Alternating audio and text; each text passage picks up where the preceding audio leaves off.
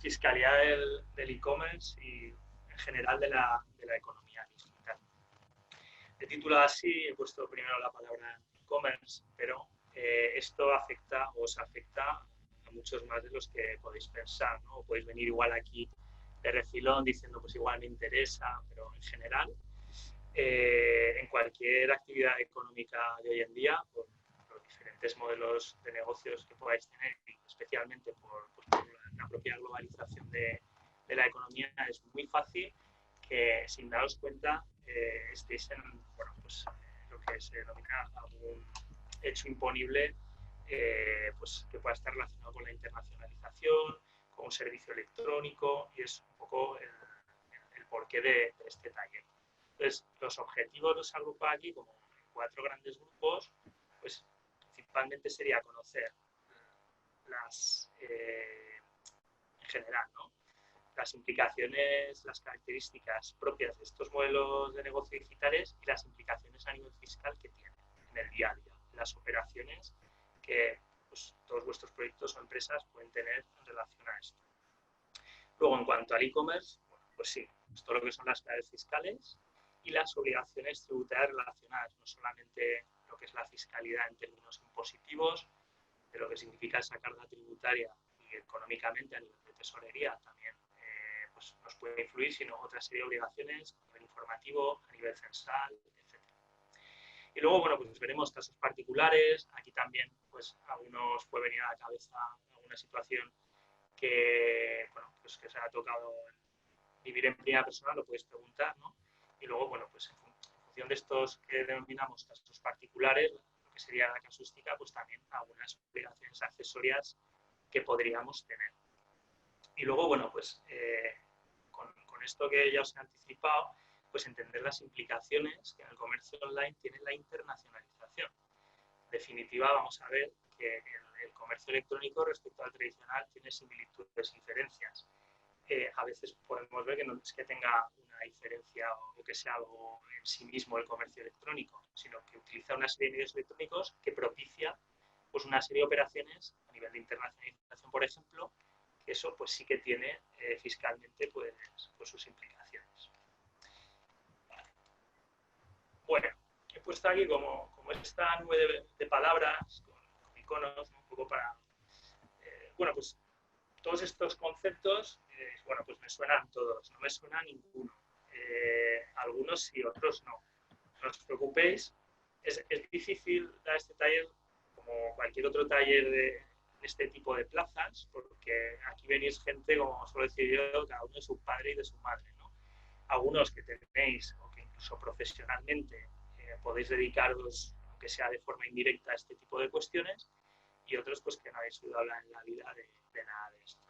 ¿Qué es el VAT? ¿Qué es el BIES? ¿No? El ROI, bueno, toda esta serie de términos, pues no os preocupéis, lo vamos a intentar ver todo de forma general, pero por lo menos, como cuando hablamos con los clientes o les explicamos esta serie de cuestiones, David y yo en el despacho, por lo menos que lo tengan en la mente y luego no tienen por qué ser capaces de ejecutar la solución que requiera bueno, pues la situación, la operativa de su negocio, pero por lo menos que sepa que hay algo que le pueda afectar, que lo tenga en cuenta y luego ya pues nos avise a nosotros o a su asesoría o lo que sea. O sea, no se trata aquí de que salgáis siendo expertos fiscalistas en temas de economía digital, porque nos quedaríamos sin trabajo. No, pero bromas aparte, es una noción general que sobre todo veáis que estos modelos de negocio de la economía digital pues tienen distintas afecciones fiscales que un negocio más tradicional. No hace falta que lo dominéis todo, no hace falta que os vayáis de aquí con la idea súper clara concreta, con que os suene lo fundamental, que sepáis que puede tener un montón una implicación a nivel de tesorería por la fiscalidad de esta operación. Con eso yo me doy por satisfecho porque ya será vuestra asesoría, vuestra gestoría quien se encargue de todo. Y digo la asesoría o gestoría no porque quiera dar trabajo al gremio, que también, lógicamente, sino porque ya os digo que en general lo que son las gestiones administrativas, especialmente las fiscales, y ahora veremos por qué, no os compensa como emprendedores llevarlas vosotros. y no os compensa, aunque sea un ahorro, evitaos esa factura mensual o trimestral, porque, y lo voy a explicar, y vais a ver los motivos, os va a causar más problemas que ahorro económico. Entonces, es importante que conozcáis la fiscalidad, las implicaciones fiscales de vuestra operativa en función de vuestro modelo de negocio, pero no hace falta, y es recomendable que no las gestionéis vosotras, sino vuestra asesoría o vuestra gestoría de toda la vida, ¿no? Tema del blockchain, bueno, tenemos un poquito todo lo que son los criptoactivos, especialmente las criptomonedas, también implicaciones fiscales. No sé si aquí habrá algún negocio dedicado al blockchain, pero bueno.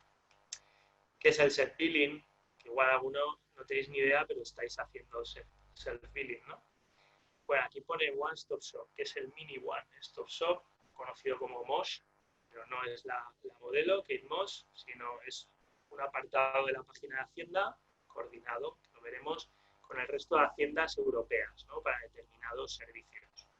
Es un marketplace, algunos puede que estéis vendiendo artículos en Etsy, que es un marketplace en Embato, o lo que sea, ¿no? Y luego, ¿qué es el dropshipping? Y bueno, respecto al dropshipping y también respecto a otros regímenes especiales que vamos a nombrar, como el de ventas a distancia, pues entrarán en vigor cambios normativos y también a nivel fiscal a partir de enero de 2021. Bueno, pues esto un poco pues, cositas de las que vamos a ir hablando a lo largo de hoy y mañana, ¿no? No os preocupéis si no suenan, voy a explicarlo detenidamente una a una, ¿no? Pero todo lo que veis aquí, nosotros, yo en esta ocasión no lo he puesto en esta diapositiva por poner y empezar a buscar en Google términos en inglés, sino que todo esto nosotros lo hemos trabajado con clientes en el despacho, lo trabajamos, ¿eh? Entonces son cosas que no es que sean lejanas ni, bueno, quizá Madrid, Barcelona, esto se da aquí en Zaragoza y se da en el día. Bueno, aquí he dividido un poquito el programa, aunque no vamos a seguir exactamente este orden. Entonces vamos a ver en términos generales qué es la economía digital, diferencias, similitudes, comercio tradicional online, un poquito de culturilla general a nivel de impuestos, de obligaciones censales, registrales, documentales, tema de facturación un poquito también. Luego ya vamos a entraremos en lo que es el comercio electrónico, algunas modalidades de este, como puede ser el dropshipping, hay sobre todo con el IVA, ¿no? Que es el impuesto que más se ve afectado por un modelo de negocio digital, pues regímenes especiales como es el de venta a distancia, habrán, ya os digo, en enero de 2021 cambios en el nuevo régimen especial de ventas a distancia y de ventas a distancia de bienes importados, que son estas siglas de aquí. Pues como tenemos que gestionar la recaudación del impuesto del IVA. Si digo el impuesto, me estaré refiriendo al IVA, que es el que mayores implicaciones, como os decía, tiene, ¿no? En todo lo que es la internacionalización, el e-commerce, la economía digital. Entonces, los marketplaces, ¿cómo hacen para gestionar ese IVA? ¿Lo tenemos que hacer nosotros? ¿Cómo os voy a contar? ¿O lo hacen los marketplaces por nosotros? Bueno, pues ya lo veremos. ¿Qué es un servicio TRE, un servicio electrónico? Bueno, pues el MOS que hemos comentado, el modelo 368, bueno, temas de internacionalización también, conceptos fundamentales a nivel documental, que es el DUA, el documento único administrativo, lo que hemos dicho de self-billing, importaciones, exportaciones, y luego pues algunas cuestiones extras, ¿no? Como criptomonedas, como temas de pues, fiscalidad de lo que serían los influencers, monetización por anuncios online, etc. Bueno, pues, veremos también para terminar esa serie de cuestiones. Vale, entonces, bueno, vamos a comenzar. Entonces, comenzamos en una situación actual en la que en esta época de pandemia, en la que todos hemos sido confinados en nuestras casas, pues parece que todo se ha caído, ¿no? Todo se ha venido abajo. Mentira. La web de la agencia tributaria no se ha caído, sigue en marcha, alguna vez se satura porque todo el mundo pues, empezó ahí a presentar las rentas junto con el trimestre, pero bueno, son cositas puntuales. Entonces, como veis aquí en la portada de este pedazo de libro, 1984 de George Orwell, veis un ojo que nos vigila, el gran hermano famoso, bueno, pues Hacienda también es un gran hermano. No solamente a través de su página web, como por ejemplo nuevas herramientas, que está aparte de Renta Web, que casi todos lo conoceréis, pues está ahora el programa de ayuda de presentación del 303 del IVA, el SI, el suministro inmediato de información, que ya nos obliga a algunas empresas, a algunos empresarios, a en el plazo de 4 días tener las facturas, los cobros y pagos registrados en su propia web, la Hacienda. Entonces, Hacienda nos vigila y decís, bueno, yo no, porque yo ni estoy en el SI, lo de la renta lo justo, tal, a mí no. Pero sí también, o sea, Hacienda tiene, aparte de drones para controlar determinadas explotaciones, por ejemplo, a nivel agrícola, también tiene lo que se llaman virus araña o web crawlers que rastrean la red, por ejemplo, para cruzar información del titular de esa página web con su registro censal de altas en actividad económica. Para que os hagáis una idea. Esto no es mentira, podéis buscar. Me parece increíble y...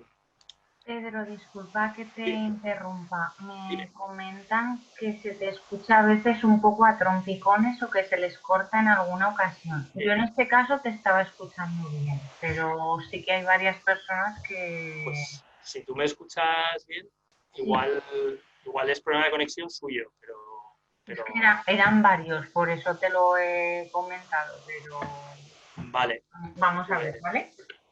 me vas diciendo, sí. Yo es Sí, que otra sí, cosa, sí, bueno, si va peor, nos decís, ¿vale? vale, venga, me vas avisando ahorita. Entonces, Hacienda con estos web crawlers lo que intenta es, por ejemplo, ver en todo este ecosistema de economía digital si hay personas que están vendiendo online sin estar dadas de alta en actividad económica y, por tanto, sin tributar.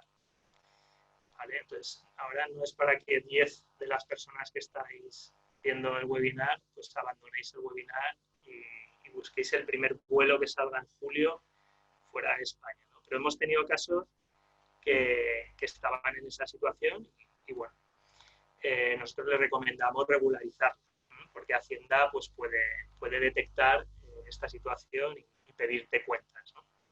Entonces, estamos en un contexto, aparte de por todo esto que os he comentado, en el que hay que andar con ojo porque hay mucha incertidumbre. Hay mucha incertidumbre porque, por un lado, hay factores a nivel fiscal que son controlables. Ya os digo que quizás no seáis vosotros las personas que debéis controlarlo, pero sí, bueno, pues vuestro asesor de confianza. Todo lo que son aspectos relativos al procedimiento administrativo, todo lo que es la gestión de modelos tributarios, censales, modificaciones, cambios de actividad, todo eso, bueno, pues conociendo el procedimiento, conociendo los modelos, pues se puede controlar, se puede programar, planificar y gestionar, ¿no? Bueno, no habría problema. Luego también vamos teniendo múltiples y frecuentes cambios legislativos. Ha habido muchos, va a haber más. Ya os he dicho que en enero del año que viene entra en vigor cambios respecto al régimen especial de ventas a distancia. Bueno, pero todo eso estudiando, bueno, pues se puede controlar. Pero luego hay aspectos no controlables, no solamente en lo relativo a la fiscalidad, a la agencia tributaria. Veremos también cómo en la Tesorería General de la Seguridad Social ocurre exactamente lo mismo. Entonces, la norma en este caso no cambia, pero cómo la interpreta y aplica la autoridad responsable, en ocasiones sí. Y esto pues es más difícil de controlar. Nosotros hablamos con técnicos de Hacienda, hablamos con técnicos de tesorería y cuando hay un cambio interpretativo pues lo podemos llegar a conocer, podemos intentar adaptarnos, pero tampoco sabemos cuándo va a volver a cambiar. Entonces ahí hay que estar en una actitud de vigilancia y adaptación. Después, bueno, por vigilancia y control, vigilancia en este caso por parte de la administración y control, como os he comentado, con drones, con web crawlers, con todo tipo de exigencias telemáticas a través de la sede electrónica en tiempo real. Bueno, y esto pues puede derivar en una serie de consecuencias pues a nivel de sanciones, si hacemos las cosas mal, nos equivocamos, que todos somos humanos, nos podemos equivocar. Más no es fácil, ¿no? Muchas veces incluso para los profesionales. Aquí estáis escuchando el webinar algunos compañeros, asesores fiscales, también técnicos de la administración pública, del Gobierno de Aragón, de cámaras de comercio, y sabéis lo que os digo, pues que incluso nosotros que estamos todos los días con este tipo de cuestiones, pues lo tenemos que repasar, ¿no? Nos podemos equivocar, es algo complejo. Sobre todo también luego la sensación de no control, de no pegar ojo, podríamos decir. Oye, que es que con todo esto, yo no sé si me va a sancionar, no me va a sancionar, si lo estoy haciendo bien, si lo estoy haciendo mal, que dentro de un tiempo me vengan a pedir los 5 últimos años, ¿no? Bueno, pues es un problema. Luego, en términos de... Si puedes acercarte un poquito más, porque en alguna ocasión me han dicho que cuando te acercas un poco lo escuchan algo mejor. ¿El micrófono será? Sí. Vale, pues probaré a levantar la voz. Hoy estaba intentando no gritar tanto porque me quedo sin voz y mañana hay que seguir, pero si no queda más remedio, gritaré. Bueno, decía que en términos de tesorería también es un problema, porque, bueno, lo que son las liquidaciones de impuestos, pues las tenemos que tener previstas, porque si el IVA implica una liquidación positiva, pues igual tenemos que disponer, por decir algo, 2.000 euros en cuenta ahora el 20 de mayo, porque se aplazó del 20 de abril al 20 de mayo en este primer trimestre, pues, o incluso las sanciones, ¿no? Que también pueden suponer un problema de tesorería. Hasta el punto de que algunos negocios pues han tenido que cerrar. Han tenido que cerrar pues, por algún tipo de sanción. Había el caso de un estanco, este no era un cliente nuestro, pero salió en una publicación especializada de las que conocemos nosotros, que afrontó una sanción, recurrió, le dieron la razón, pero como el contencioso administrativo pues, es otro mundo, él tuvo que cerrar mientras y luego le dieron la razón, pero por culpa de esa sanción, bueno, a nivel de tesorería le fue imposible continuar. Bueno, pues esto como panorama inicial, que sepamos cómo está el terreno donde juega y nos hace jugar la agencia tributaria. Bueno, eso en cuanto a administración. Pero luego en todo el ecosistema emprendedor, pues vemos que muchas veces, y os digo que esta primera parte va a ser un poco como el ABC, ¿no? De fiscalidad, de autónomos, así que los que vayáis un poquito más de nuevas, os vendrá bien. Se habla de facturar sin ser autónomo. ¿Se puede facturar sin ser autónomo? ¿Qué habéis oído por ahí? ¿Qué pensáis? A ver, si alguien dice algo. Sí que se puede. Sí, se puede, ¿eh? ¿Cómo se puede? ¿Cómo crees tú que se puede? ¿O cuándo?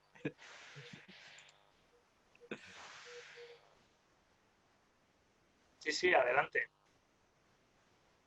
¿Cuándo se puede? María Dolores nos dice que ella cree que no. Que sí, que no. Ángel dice que yo creo con el DNI. ¿Con el DNI? Y bueno, si no supera un cierto importe, ha añadido. Importe. Si solo me doy de alta en Hacienda o en tesorería. Jimeno nos dice si no supera un importe. Un importe. Bueno, os dejaré un link de Daniel Blas. ¿El qué? Perdón. Espera. ¿Sí? Os voy a dejar un link de Daniel Blas que lo explica a nivel de alta. A ver, el principal problema, ¿no?, que podemos tener a la hora de darnos de alta como autónomos, es decir, bueno, es que si me doy de alta de autónomo ya tengo que pagar la cuota. Entonces, claro, vale, sí, al principio algunos podemos o pueden optar a la bonificación, la cuota, la tarifa plana famosa, ¿no? Es decir, bueno, pues 60 euros al mes más o menos me lo puedo permitir. Y si luego no veo que funciona, pues ya me doy de baja, lo que sea. Bueno, el principal problema viene por el alta en seguridad social, el alta en el RENCO, que es lo que se intenta evitar. Porque el alta en Hacienda y el alta, o sea, en actividad económica en Hacienda y el alta en el régimen especial de trabajadores autónomos en seguridad social, pues son complementarios, pero son altas diferentes. son administraciones diferentes y cada una implica también obligaciones diferentes. Principalmente la obligación del RETA es la de cotizar, ¿no? Por la base que hayamos seleccionado en el régimen especial de trabajadores autónomos, y la de Hacienda, bueno, pues todas esas obligaciones tributarias que a nivel, bueno, censal, fiscal, pues pueden implicar. Se supone que estamos llevando a cabo una actividad por cuenta propia, que es decir, nos deberíamos dar de alta como autónomos, como autónomas, cuando llevamos a cabo una actividad de forma personal, lucrativa, o sea, a cambio de, vendemos un producto, un servicio a cambio de dinero, de forma directa y habitualmente, ¿no? Entonces aquí ya vemos en estos 4 puntos, pues ya podría haber distintos matices. Respecto a darnos de alta o no, o cuándo sí o cuándo no, hasta cuándo, qué importes, etcétera, me puedo o no dar de alta, os voy a dejar, porque es una cuestión más laboral, os voy a dejar un link del responsable del área laboral del Exintec, de Daniel Blas, que en su blog lo tiene muy bien explicado. Sí que es cierto que hay unos límites económicos que marcan un poco el momento en el que, a partir del cual uno se tendría ya que dar de alta y pagar la cuota de autónomos, de alta en seguridad social, pero que también esto, como hablábamos antes, está sujeto a la aplicación del criterio que en este caso la Administración de la Seguridad Social aplica. Anteriormente eran más estrictos con este tema, ¿no? O sea, antes decían, no, si tú vas a darte alta en Hacienda porque tienes que facturar, ¿vale? Porque ahora veremos, cuando hablemos de facturación, que es obligatorio estar dado de alta en actividad económica para poder emitir una factura. Nunca hagáis una factura ni emitáis una factura sin estar dados de alta en actividad económica. Entonces, lo que dice la tesorería es, bueno, puedes estar dado de alta en actividad económica y no darte de alta en el RETA si cumples, pues, esta serie de requisitos, no superas el límite de facturación anual, bueno, ahora os lo dejaré en el link de Daniel, ¿no? Pero no superéis unos límites económicos relacionados con el IPREM, lo estáis haciendo, pues bueno, un poco como validación de mínimo producto viable, pero eso es un tema de aplicación de criterio administrativo. Que es verdad que tenemos incluso por escrito contestaciones de emprendedores que en su administración han expuesto su caso con pelos y señales. Mira, estoy pensando en darme de alta, no preveo facturar 2.000 o 3.000 euros, solamente es porque tengo que hacer una factura y luego me voy a dar de baja, tengo no que darme de alta en el RETA. Que la propia administración le ha dicho, cuando tengas el alta en actividad económica, vienes aquí y nosotros ya en el sistema, aparte que te confirmamos que no te tienes que dar de alta en el RETA, en el sistema vamos a marcar que no tienes obligación. Porque ¿qué ocurre si os dais de alta en actividad económica y no lo hacéis en tesorería? Pues puede ocurrir que por el cruce de información entre administraciones os dirá de alta de oficio la seguridad social. Por eso nosotros recomendamos que confirméis el criterio que vuestra administración va a aplicar sobre vuestro alta. En el caso de este tipo de situaciones que están ahí un poquito en el límite o que son de inicio de validación de vuestro mínimo producto viable, y que lo habléis con la persona responsable en la administración que os corresponda en la tesorería. Eso es, a nivel práctico, nuestra recomendación basada en nuestra experiencia. Y ya os digo que ahora este criterio se ha suavizado, porque hace un tiempo sí que no hacían distinción, incluso te podían dar de alta de oficio con lo que conlleva una posible aplicación de recargo en las cuotas que no se habían ingresado desde el alta en actividad económica, pérdida de bonificaciones en la cuota, etc. ¿Vale? Pero bueno, podría ser el caso de que os diréis de alta únicamente en actividad económica. Bueno, aquí también vemos que hay que revisarlo con vuestro asesor fiscal o con la persona responsable del PAE donde os vais a dar de alta. Bueno, os habría ayudado. Más cosas que se hablan también. Bueno, aquí de iniciar un negocio con base en otro país, ¿no? Entonces, os dejo un par de correos que me llegaron, uno por LinkedIn, otro directamente al correo del despacho, de diferentes personas que o estando o residiendo fuera en extranjero, siendo españoles, bueno, estaban planteándose o bien iniciar actividad económica en España o bien iniciar la actividad económica siendo españoles, incluso residiendo en España, en otro país. Respecto a esto, ¿alguno de vosotros os lo habéis planteado? ¿Lo habéis pensado? ¿Conocéis a alguien que lo haga? ¿Ventajas, inconvenientes? ¿Pensáis, es legal, no es legal?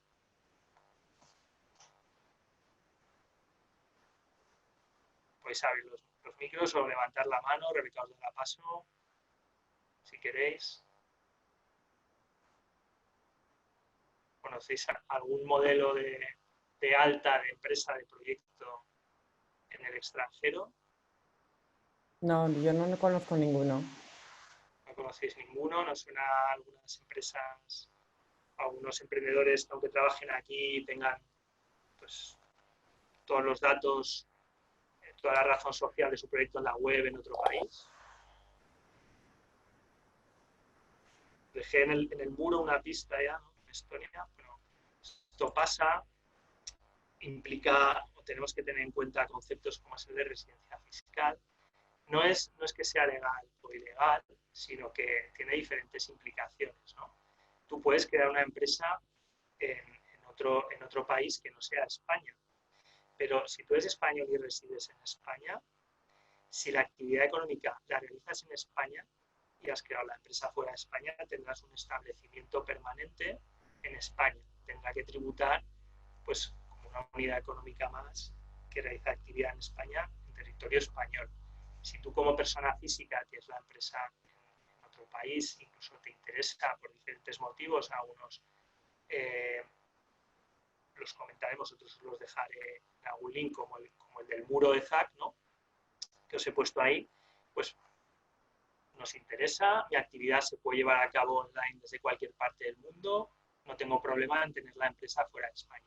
Bien, de acuerdo, pero vosotros ¿dónde residís la mayor parte del año? ¿En España? ¿Fuera de España? Si es fuera de España, tampoco os interesaría mucho esto porque no estaríais en territorio español, no seríais residentes fiscales españoles y tributaríais allá donde estuvierais, ¿no? Entonces, cuando se plantean pues preguntas de este tipo, ¿no? Como las que os he dejado aquí en esta diapositiva, lo primero que tenemos que tener en cuenta es el concepto de residencia fiscal, que no tiene nada que ver con la residencia legal, ¿vale? Entonces, una persona solamente puede ser residente fiscal en un país. Vosotros, aunque tengáis empresas, incluso inmuebles en otros países, seréis residentes fiscales en España, en otro país o en un tercero que no tiene nada que ver. Entonces, ¿qué pasa? ¿Que me van a cobrar impuestos en todos sitios? Bueno, pues probablemente sí. Lo que pasa es que aquí hablaríamos del concepto de doble imposición y para evitarlo, porque en principio una persona no puede tener doble residencia fiscal, están los convenios de doble imposición, que son acuerdos entre países para evitar precisamente esta doble imposición. Es decir, que un mismo hecho imponible, la venta de un producto, por ejemplo, o la actividad que mi empresa realiza, o mis rentas, el salario que yo cobro de mi empresa, pues sea grabado o tribute en varios países. En teoría debería solamente tributar, porque solamente seremos residente fiscal en aquel país en el que seamos residentes fiscales. Ahora bien, puede que esa renta sea grabada en más de un país, con lo cual tendríamos que acudir a los convenios de doble imposición para poder aplicar estas deducciones por doble imposición y evitar pues, que una misma renta, por ejemplo, el trabajo o los rendimientos de mi actividad económica, los beneficios de mi empresa, estén grabados en diferentes países. Bueno, para que entendáis esto mejor, lo que en España, el artículo 8 de la ley del IRPF señala que seremos contribuyentes aquí en España del impuesto de la renta de las personas físicas cuando nuestra residencia habitual esté en España. Parece lógico y sencillo, ¿no? Entonces, el artículo 9 delimita el concepto de la residencia habitual en España y nos dice que si somos residentes fiscales españoles, aunque tengamos empresas fuera de España, ¿de acuerdo? tendremos que tributar por nuestra renta mundial, que nuestra renta mundial es todo lo que ganemos dentro y fuera de España, o sea, todo lo que generemos y obtengamos en España, o si tenemos empresas o actividad económica fuera de España, independientemente de que también esté grabada fuera de España, tendrá que tributar en España. Toda nuestra renta mundial tendrá que tributar en España. Si permanecemos más de 6 meses, más de medio año en territorio español, si el núcleo de nuestros intereses económicos está en España, nuestra actividad económica, estamos dados de alta como autónomos en España, nuestra empresa está en España, si tuviéramos un trabajo por cuenta ajena, pues nuestra empresa, nuestro pagador está en España. O nuestro núcleo familiar pues está en España. Si cumplimos cualquiera de estos 3 requisitos, se nos va a considerar residentes fiscales en España. Y luego, bueno, pues la presunción de que si nuestro cónyuge hijo está en España, ya somos residentes fiscales en España, pues podría admitir prueba en contrario. Pero bueno, en general no suele haber aquí dudas de si somos o no residentes fiscales en España. ¿De acuerdo? Vale, entonces, teniendo en cuenta el concepto de residencia fiscal, nos podemos aún así plantear, por diferentes motivos, tener una empresa, hacer números, ver las diferencias de los sistemas tributarios de un país y de otro, y decidir abrir una empresa fuera de nuestras fronteras, aunque luego nosotros seamos residentes fiscales en eso. Años atrás, ahora ya no tanto, tuvimos casos en el despacho de personas que habían tenido o tenían una empresa en Reino Unido. Si buceáis un poquito por internet o ya lo habéis hecho, aunque no hayáis participado cuando se pregunta ahora por este tema, por el motivo que sea, da igual. Si buceáis un poquito en internet, hay incluso empresas aquí en España, webs, que se dedican a darte llave en mano a cambio, lógicamente, por un precio, ¿no? Tu empresa en Reino Unido, ¿no? Te crean ahí una empresa con un NIF en Gran Bretaña, con un domicilio social, una dirección postal allí, con un accountant allí que es el que se encarga de todas las gestiones administrativas, presentaciones de impuestos, etcétera, allí, y todo por un precio, ¿no? Y te dejan ya una empresa constituida para que tú puedas facturar y para que tú puedas llevar a cabo tu actividad con una empresa basada en Reino Unido, con una cuenta de banco abierta allí, etcétera, ¿no? Y esto se hacía mucho pues porque en Reino Unido, hasta un límite que creo recordar eran 200.000 libras, como 250.000 euros, una cosa así, pues no tributabas. Te dabas de alta allí y hasta ese límite pues, estás exento de lo que sería el equivalente al impuesto de sociedades. Entonces había gente pues, que le interesaba porque luego hacía cuentas, aunque aquí tributara por IRPF porque era residente fiscal español, pues los rendimientos de su empresa, que aquí estarían tributando desde el euro 1 de ganancia al tipo del 25, del 15, ese súper reducido y tal, pues allí no tributaban hasta el límite de 200.000 libras, que ya es. Tampoco tenían que pagar por estar dados de alta allí cotizaciones a la seguridad social hasta otro determinado límite. Y bueno, pues había muchos proyectos que aprovechaban esta ventaja de constituir una empresa en Reino Unido para iniciar y llevar a cabo su actividad. Muchos, pues con modelos de negocio, como os digo, que no importa dónde estás, ¿no? Que no necesitas un emplazamiento físico, una infraestructura, pues, freelance, todo lo que son diseñadores gráficos, bueno, consultoría, consultores y demás. El problema ahora ha sido con el Brexit, también os dejo por aquí en el link, os dejaré en el link qué es lo que cambia con el Brexit.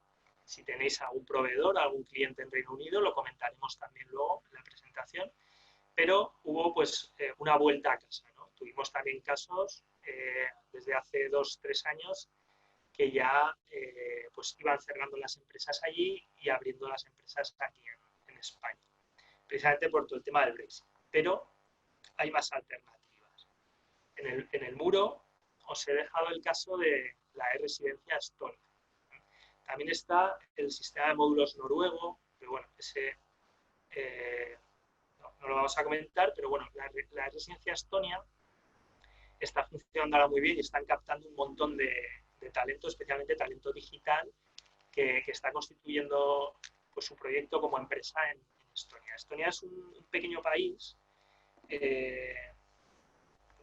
no sé si tiene 10 millones de habitantes o menos. El caso es que están muy al día en todo lo que son nuevas tecnologías, especialmente el blockchain, para el tratamiento de los datos, de la información, y su administración electrónica es una de las más avanzadas del mundo y funciona muy bien. Entonces, desde el 2014 te dan la posibilidad de darte de alta como autónomo o como empresa, como empresario allí en Estonia y operar con un número de IVA intracomunitario, que es también la ventaja, ¿no? Que es un país que está en la Unión Europea, y operar, ¿no? Llevar a cabo tus actividades de ahí. Incluso hay gente que, por toda esta serie de ventajas y otras más, está decidiendo localizar allí físicamente sus negocios, sus empresas, ¿no? No solamente el talento digital, sino otro tipo de empresas ya se están trasladando ahí. ¿Qué es lo interesante de esto? Bueno, que lo puedes hacer todo telemáticamente. Antes, al principio, sí que te pedían personarte en la embajada para confirmar la identidad y demás. Ahora ni siquiera eso es necesario.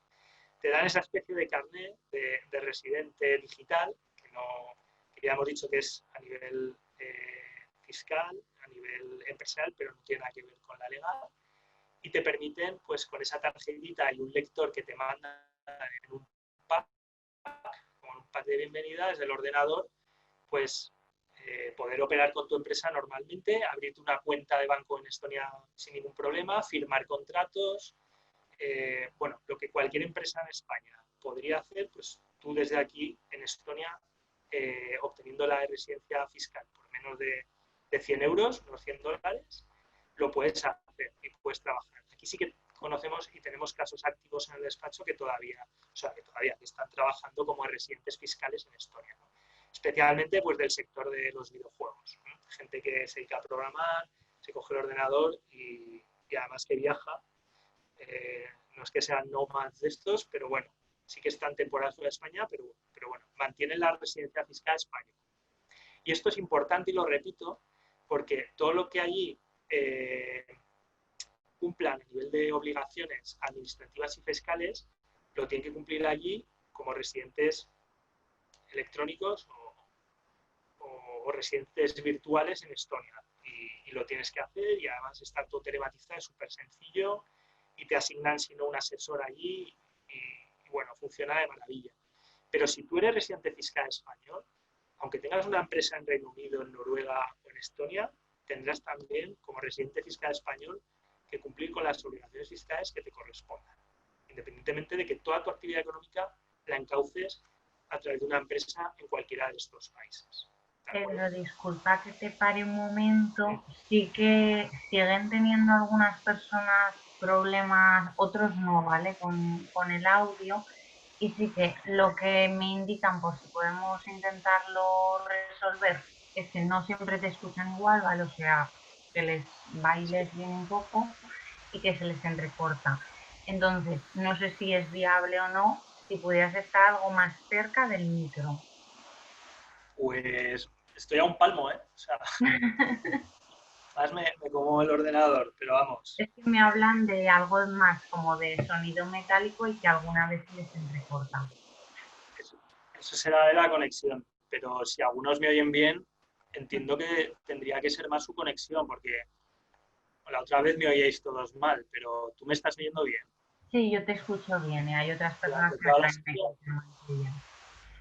pues si me escuchas bien durante toda la sesión, me temo que será de su... Vamos, no tengo ni idea, no soy informático, pero por lógica, ¿no? Bueno, continuamos. Muchas gracias, Pedro. Qué pena. Bueno, seguimos. Entonces, bueno, visto esto, pues hay que darse de alta al menos en actividad económica, en Hacienda, ¿no? Valoráis o comentáis, como os he dicho, preferiblemente con la persona correspondiente en tesorería, si podéis esquivar el alta al menos temporalmente en tesorería, pero el alta en Hacienda, en el momento que tengáis que facturar, ya por lo menos en ese momento ya es obligatoria. Y tendréis que seleccionar un epígrafe, ¿no? Aquí en la selección de epígrafe, pues vemos que hay en general dos grandes familias, hay más, ¿no? Empresarial o profesional. Hay que ver un poquito la naturaleza de cada uno de estos epígrafes para poder saber si me tengo que dar de alta en una empresarial o profesional. Bueno, pues cuando tengáis o necesitéis una serie de medios de producción, incluidos los humanos, si vais a contratar personas para poder llevar a cabo esa actividad, la actividad tendrá que estar encuadrada en un epígrafe de carácter empresarial. Si el valor de vuestro producto, de vuestro servicio, reside en vuestras capacidades, ¿no? Pues, por ejemplo, pues un abogado en sus conocimientos, o no lo sé, un fotógrafo, pero un fotógrafo que trabaja no tanto en una tienda o un establecimiento, sino como profesional de la fotografía más en el plan artístico, pues sería una actividad profesional, ¿no? Y también a veces pues viene la duda, o tenemos la duda, de si hay que darse de alta en varios epígrafes, ¿no? Porque voy a hacer varias cosas distintas. Bueno, pues aquí, en principio, sí que hay que darse de alta en tantos epígrafes como actividades distintas, mejor dicho, diferenciadas, se vayan a llevar a cabo, entendiendo diferenciadas como aquellas que suponen un 20% o más de diferencia en la facturación o que no tienen en su naturaleza nada que ver con otras actividades en las que estemos, en otros epígrafes en los que estemos dados de alta. Aquí, bueno, pues lo que os digo, se debe uno de dar de alta en todos los epígrafes que reflejen las diferentes actividades que vayamos a realizar bajo estos criterios, pero tampoco como tuvimos un caso de una persona que estaba de alta en 24 epígrafes distintos y que censalmente, pues, bueno, no es que tenga tampoco mayores implicaciones a nivel de obligaciones, sino, bueno, puede tenerlas, pero igual no es necesario, ¿no? Entonces, tampoco nos podemos poner tiquismiquis porque igual diferentes actividades más o menos se pueden encuadrar en un mismo epígrafe. Hay también epígrafes, cuando no encontréis el epígrafe que defina exactamente la actividad que vais a llevar a cabo, y especialmente esto con el tema del comercio electrónico sucede con frecuencia porque es un catálogo de índices pues que está en buena parte obsoleto, que no contiene muchas nuevas actividades económicas que han surgido estos años. Entonces ahí hay que jugar un poquito con epígrafes que se asemejen a la actividad que vamos a llevar a cabo, o algunos que son genéricos, que vienen a recoger a modo de cajón desastre pues otras actividades relacionadas con esa familia de epígrafes, pero que no es exactamente ninguna de esas, ¿no? Hay criterios normativos, ¿no? Como os digo, para elegir el epígrafe que os vais a dar de alta. También tienen diferentes implicaciones fiscales. Aquí no vamos a profundizar una a una en las diferencias entre epígrafe empresarial o profesional. Hay otros cursos, se han dado otros cursos por parte nuestra, de otros compañeros también, que abordan este tema, ¿no? Si no, no daría tiempo. Pero que esto también, sobre todo los que estéis planeando vuestra puesta en marcha, vuestra inicio de actividad, aunque probablemente os ayudará a algún profesional, pero que lo contempléis, ¿no? Que no es baladí, porque tienes distintas obligaciones fiscales, ¿no? Y a nivel de tributación, pues puedes tener que facturar con retención o sin ella, sobre todo en el caso de las actividades más de freelance, ¿no? No tanto empresariales. Bueno, estoy en el epígrafe correcto, pues esto hay que revisarlo. Si ya estáis dados de alta desde hace tiempo, pues revisarlo, sobre todo si vais a llevar a cabo alguna actividad diferente o complementaria. Y bueno, pues ¿qué podría pasar de no estar dado de alta en el epígrafe correspondiente? Pues que Hacienda nos pidiera regularizar la situación, pues podría ser o no mediante un requerimiento que pudiera derivar en una sanción, que hayamos dejado de atender alguna obligación fiscal relacionada con ese epígrafe. Bueno, pues aquí también, precisamente por esto, tenemos que tener especial cuidado a la hora de elegir el epígrafe de actividad en la que vamos a operar. Bueno, los freelance, que son bueno, aquellas personas, pues muchos ejemplos, algunos de vosotros estaréis en esta situación, ¿no? Pues soy creativo, soy diseñador gráfico, me dedico a hacer páginas web, hago consultoría para empresas, bueno, pues soy asesor o soy abogado, pero trabajo desde mi casa. Bueno, son epígrafes profesionales todos ellos. ¿Por qué? Porque son actividades profesionales, donde el valor del servicio que se presta reside en los conocimientos y en las habilidades de todas estas personas, ¿no? Y aquí, bueno, pues a nivel fiscal, pues una de las características podría ser el entrar en el IVA en lo que sería sectores diferenciados, ¿no? Tampoco voy a entrar aquí mucho en detalle, pero podría obligarnos en función de las actividades que lleváramos a cabo. Por ejemplo, también me dedico a la enseñanza, ¿no? Decir, pues, ¿qué hago? ¿Me tengo que dar de alta en otro epígrafe? ¿Sí o no? Ahora lo veremos. ¿Por qué? Puedo impartir formación. En principio, un epígrafe profesional te habilita a impartir esa formación relacionada con tu actividad principal, ¿no? Solamente los epígrafes profesionales.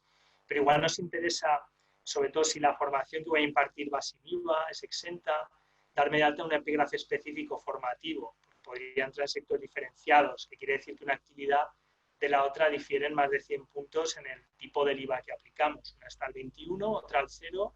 Pues ahí hay una diferencia de más de 100 puntos, con lo cual tendríamos que ir a sectores diferenciados. Tiene distintas implicaciones en el IVA, cómo facturo la formación. Bueno, esto en el caso de los que os dedicáis a la formación, si no lo tenéis muy trabajado, miradlo bien. Aunque, bueno, me imagino que con vuestros asesores lo tendréis claro, ¿no? Hablaremos luego específicamente de la formación online, ¿vale? Sobre todo de lo relativo al IVA. O sea, que en eso no os digo paciencia, pero que lo vamos a ver más adelante, ¿no? Cuando hablemos de servicios electrónicos. De todas formas, si tenéis alguna cuestión concreta en el tema de la formación, nos podéis preguntar. También tenemos un post en el blog que habla específicamente de la formación. Incluso si solo fuerais a dar formación, si tendríais que daros de alta o no. Bueno, alguna excepción hay por ahí, pues lo podéis ver. Lo que he dicho antes, que es muy importante, que si vais a emitir una factura, hay que estar de alta fiscal sí o sí. Y lo digo porque igual lo decís, bueno, hasta ahí llego, para eso no vengo a este curso, pero hemos tenido casos de gente que ha venido y que venía a darse de alta porque ya llevaba 4 o 5 facturas a la administración pública, no voy a decir a cuál, y no estaban dados de alta, ¿no? Y eso sí que es grave, es muy grave. Así que, sobre todo el alta fiscal, eso desde el principio, desde el euro 1 que vayáis a facturar. Y luego, bueno, pues estaría aquí también, más en el plano laboral, la cuestión del falso autónomo, ¿no? Tener cuidado y tener en cuenta pues que si una empresa o un cliente importante os pide que os deis de alta para trabajar para él como autónomo, pues si estáis trabajando bajo sus directrices, incluso ya no digo si desplazados allí, si supone prácticamente el total de vuestra facturación, estáis realmente teniendo una relación laboral, no mercantil, a vosotros no es que no os pueda pasar nada, porque no os van a sancionar, pero a la empresa, bueno, pues sí, ¿no? Y debería haceros un contrato por cuenta ajena y no pediros que os deis de alta como autónomos, ¿vale? Entonces, de esto también en el blog de Daniel tenéis bastante información de lo que sería y lo que no un falso autónomo, el autónomo económicamente dependiente o trade, que es otra figura. Bueno, pues en el caso de los freelance, antes de meternos más específicamente con todo lo que es más relativo a la economía digital, sí que, como sé que en estos cursos suele haber muchas personas que están en ese momento anterior al alta, ¿no? Al inicio de actividad, pues prefiero repasar estas cositas porque luego si no, venís un poco más tarde y con problemas por el despacho. Entonces, a la hora de darnos de alta, que sí o sí tenemos que darnos de alta para facturar, tened en cuenta que los modelos censales que tenemos que presentar y que no implican cuantía alguna a pagar, son censales, no son autoliquidaciones, lo que hacen es configurar el resto de nuestras obligaciones tributarias, ¿no? Nosotros ahí vamos a indicar en ese alta qué es lo que vamos a hacer, cómo lo vamos a hacer, en qué epígrafes lo vamos a hacer, etcétera, etcétera. Entonces, esto lo que hace es configurarnos con la agencia tributaria. Es como darles a la agencia tributaria nuestras fichas de autónomos. Y es importante que estén bien hechas esas fichas, porque si no están bien hechas, puede ser que estemos obligados a hacer algo que no estábamos haciendo, o al revés, o que estemos haciendo algo a lo que no estábamos obligados a hacer. Entonces, aquí el 037, el alta censal, nos va a configurar de cara a la administración tributaria, ¿no? Fiscalmente. ¿Cómo nos va a configurar? Bueno, pues los 037 que nosotros presentemos, es decir, yo presento 037, pero también hay casos en los que esas presentaciones telemáticas conviene confirmar que están correctamente registradas, que no falta ningún tipo de documentación adicional, consultarlo en Hacienda, que por cierto hoy ya abre Hacienda con cita previa para atender pues las diferentes consultas, porque es igual de importante que mandemos el 037 como que nos aseguremos de que está correctamente registrado. Esto también lo podemos ver con el certificado electrónico en un apartado que hay en la página web de la agencia tributaria de AEAT que pone mi sede electrónica. Ahí en mi sede electrónica, si vamos al apartado de mis obligaciones censales, vamos a ver a lo que estamos obligados. Nos pondrá si estamos obligados a la presentación del IVA o no, de pagos fraccionados del IRPF o no. Bueno, pues todas las obligaciones fiscales van a estar ahí recogidas. Entonces, si nosotros tenemos dudas de si presenté o no presenté el alta, no encuentro el modelo porque luego hice una modificación censal, porque me di de alta en otra actividad, no me queda claro, vamos con el certificado electrónico a la sede de la agencia tributaria y vemos ahí el apartado de mis obligaciones fiscales. Y podemos ver también pues todos los registros.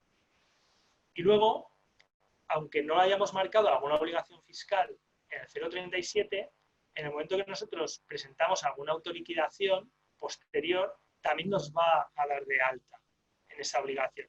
Ejemplo, nosotros recibimos una factura con retención y tenemos que ingresar esa retención de otro profesional, ¿no? Por ejemplo, bueno, pues no estamos dado de alta la obligación de hacer retenciones en el pago, el modelo 111, pero presentamos ese trimestre el modelo 111 y automáticamente pues vamos a estar obligados en el siguiente trimestre a presentarlo de nuevo, ¿no? Si no tuviéramos pagos, pues en negativo por lo menos un trimestre más, ¿vale?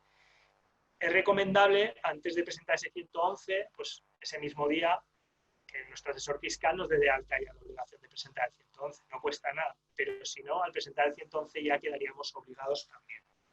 Bueno, el tema de la facturación. Bueno, aquí os he puesto un pedazo de texto directamente extraído de la web de Hacienda que nos dice cuándo estamos obligados a facturar, a emitir factura. Esto yo creo que ya vamos a empezar a aterrizar, ¿no? En cuestiones más concretas y también relacionadas, ¿no? con la economía digital, ¿no? Porque algunos podéis vender online, podéis estar vendiendo online y decir, pues yo no estoy emitiendo factura o yo no estoy dando factura. ¿Tenía que hacer factura? ¿No tenía que hacer factura? ¿Alguno? Dejar de compartir. A ver, aquí el chat.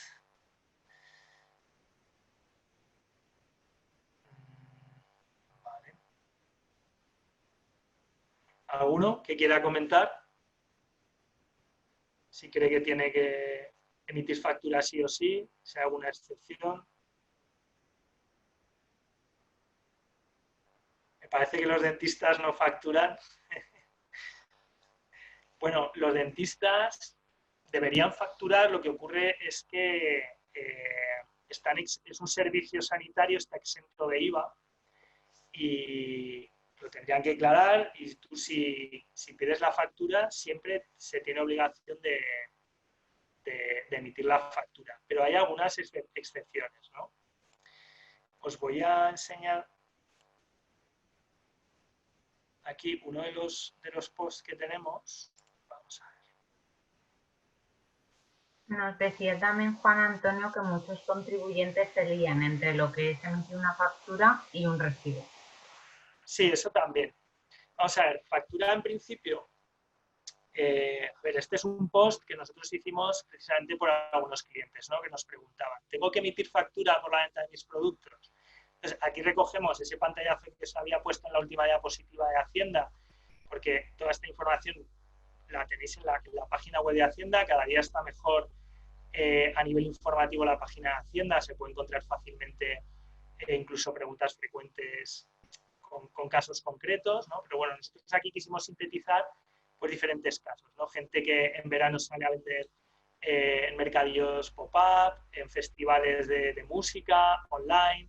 Entonces, decía, bueno, es que yo no puedo, una feria del libro, es decir, yo no puedo, o en mi propia página web, ¿no? Es decir, es que la gente no me da sus datos, o son importes pequeños, son muchísimas operaciones, o estoy allí en un puesto y no puedo estar preguntándole los datos fiscales, nombre, apellido y DNI, para, aunque no se la entregue porque no me la piden, no la quieren, registrar esa venta, ¿no? Entonces, bueno, tickets, como conocíamos antes, como tal ya no hay tickets. Eso ya no existe, ¿no?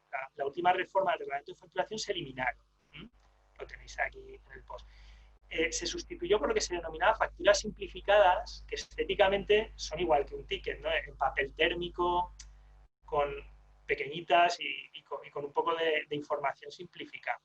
Pero sí que ahí deberían estar tanto los datos fiscales nuestros del emisor, ¿no? Como cuando vais a un bar, que os dejan el ticket y pone con el supermercado, que pone ahí la razón social, ¿no? La empresa que es y demás. Y los datos fiscales nuestros también, del comprador. O en el caso de los que vendáis online, aparte de vuestros datos, los de la persona que clica en el carrito de la compra y os hace el pedido, ¿vale? Pero se puede o sea, esto se puede hacer cuando, en lugar de la factura habitual, cuando el importe es inferior a 400 euros, que a veces también los dentistas por eso no emiten facturas, aparte de que están exentas de IVA, a veces no las emiten porque no lo declaran, ¿vale?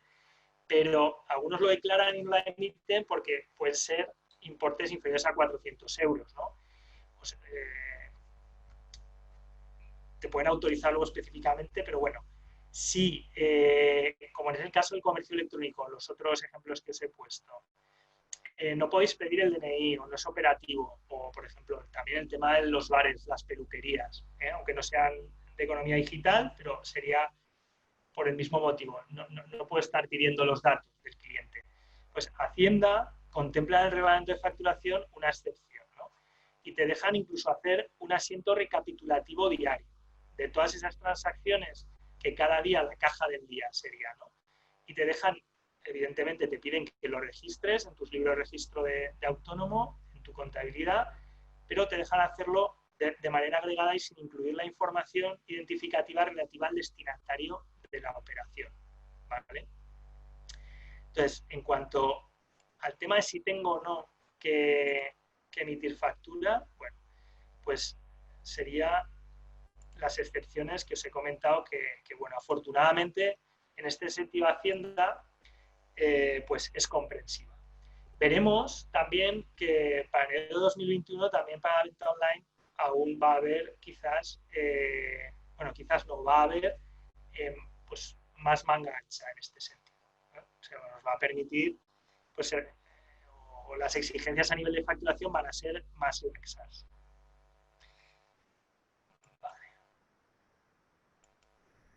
Vale, la factura, porque vale, habrá casos en los que podamos esquivar el tener que emitir una factura.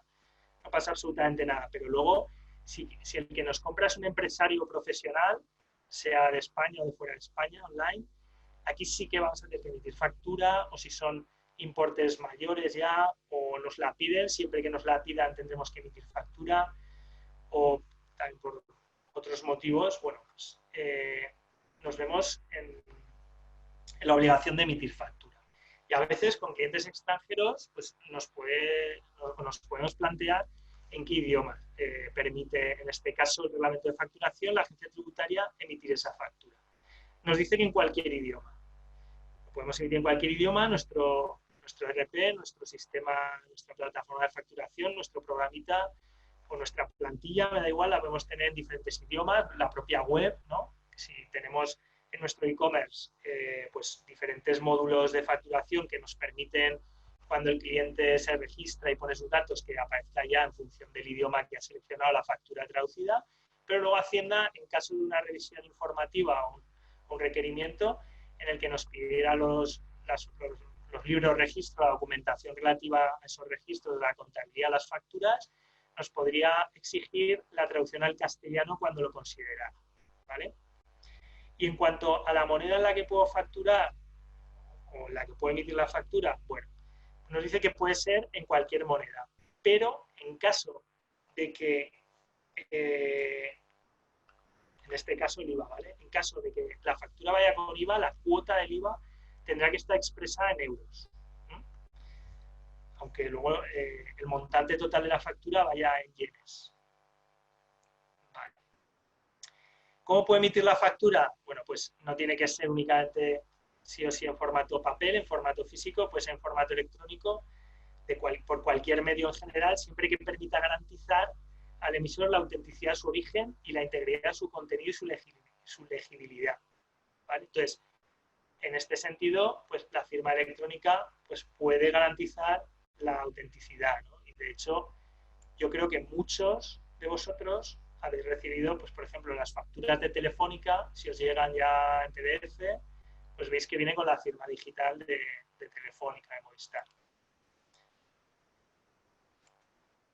Bueno, lo que es la factura electrónica, bueno, pues podemos, lo que entendemos por factura electrónica, pues puede ser mediante una firma electrónica avanzada también, sistema de intercambio de datos de información como es el FACE o el Facturae, todos estos. Esto sobre todo si trabajáis más con la administración pública, ¿vale? Y otros medios... Una pregunta que nos hace María, que no sé si se adelanta o no. Las facturas electrónicas que se exigen las administraciones públicas, ¿qué requisitos tienen que tener exactamente? Pues esto casi lo podrías explicar tú y todo, Rebeca. O algún otro que hay bueno, cada administración tiene lo suyo. Para hacer una factura electrónica con la administración, lo que vas a necesitar, o al menos yo te recomiendo, que de esto también tenemos un post en el blog, sabéis que tenemos post en el blog de todo casi, pues un programa que te permita la factura que tú normalmente emitirías en PDF o imprimirías, que te permita pasarla a un formato de fichero de intercambio de datos, ¿no? De estos EDI, con la firma validada, ¿no? Con Xsign creo que es o algo así, la extensión del archivo.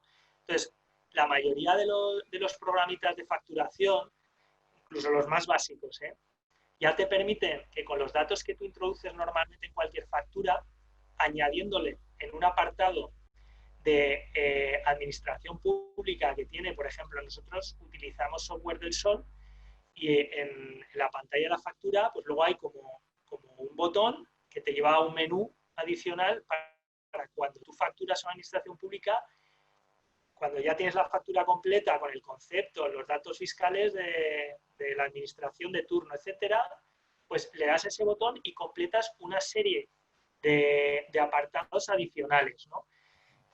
¿Qué apartados adicionales son? Que esto te lo facilita la administración a la que le vayas a facturar, Ayuntamiento, Gobierno de Aragón, DPZ, te va a facilitar unos datos que son de unidad de gestión, unidad de contable, bueno, todos son unidades de diferente tipo, gestión contable y tal, y te pone ahí pues una serie de datos, ¿no? El nombre, el código, la dirección. Entonces tú cumplimentas en el programita ese apartado dentro del apartado de facturas y entonces ya cuando le das a validar, pues la firmas con tu certificado electrónico de la factura y te genera un fichero que tú a través de la plataforma del FACE, face.gov, ahí puedes subir ese fichero, que ese fichero contiene la factura electrónica con todos esos datos, los normales de la factura, concepto, importe, datos fiscales y tal, y además los datos administrativos de las distintas unidades que te habrán remitido la administración. Pero todo esto el programa lo integra en un fichero que está firmado electrónicamente y que tú tienes que subir a través de la plataforma de facturación electrónica del Gobierno de España, que es FACE, para todas las administraciones públicas. Yo creo que es eso. Además lo tienes en el, si no ya lo dejaré también el post del blog, ¿vale? Vale. Es un poquito lo que recoge esta diapositiva. Nos podemos encontrar pues que aparte de lo que es la facturación por medios electrónicos, por PDF, desde nuestra página web el reporte, o si compráis en Amazon la factura que os llega allí, lo que os he comentado de Movistar, pues luego lo que sería la facturación electrónica, que la facturación electrónica es esto que acabamos de comentar, ¿no? Normalmente con las administraciones. aunque también hay algunas grandes empresas privadas que también exigen que facturéis y remitáis la factura a través de alguna de estas plataformas, por temas de gestión o de transparencia o de lo que sea. ¿Vale? Vale, Pedro, gracias. También Pedro. hay otra pregunta de Carmen. Nos dice, en el libro de registro de ventas hay que distinguir facturas con un código según si el comprador está identificado o no. ¿Se refiere a identificarlo completo con DNI o con tener el nombre ya sería comprador identificado? Perdón. Claro, en los libros de registro tienes diferentes páginas. Entonces, la que tú comentas de facturas emitidas, que es donde identificas a tu cliente, al comprador, los campos que obligatoriamente debes reflejar pues son el NIF, nombre y apellidos o relación social, si es una persona jurídica de empresa, tu número de factura, bueno, el número de registro, que es correlativo también, ¿vale? Pero el número de factura también tienes que reflejar el importe, la base, la cuota, el total, el concepto de la factura. Todo eso lo tienes que reflejar sí o sí. Si no tienes alguno de esos datos, lo vas a tener que pedir al cliente, porque además esa información debe estar contenida en la factura que tú emites, no solamente en el registro de esa operación en el libro. Lo que pasa es que cuando es imposible obtener la información de los clientes, de estos clientes particulares, las empresas siempre te lo van a facilitar y tienen la obligación de facilitarte, independientemente del importe. Pero cuando, como hemos visto, cumples con esos requisitos de excepción, porque son particulares, no superan unos determinados importes, etcétera, sí que te permiten no reflejar los datos de ese cliente y hacer como un asiento resumen diario. Por ejemplo, una tienda online que vende, me invento, camisetas. Y son todo importes de 20, de 50, 60 euros. Pues la gente lo compra, tendrá su número de usuario, pero igual en la información de registro de tu web, o igual hace la compra sin registrarse, que también se puede hacer, y tú no tienes la información que te obliga Hacienda a reflejar en la factura y en los libros de registro. Pero estás exceptuado por importes y por todos esos motivos que hemos comentado anteriormente. Bueno, tienes la opción de hacer un asiento resumen y todas las ventas de camisetas de ese día ponerlas en un único asiento. Entonces, tú en el libro de registro pondrías el registro, el número de registro que toque, la fecha, la factura utilizarías, te recomiendo que utilices una serie diferente de web, W19, y pondrías el número que sea. En el concepto pondrías ventas web del día tal, en cliente varios, y luego importe, pues el que sea con la base de IVA y el total.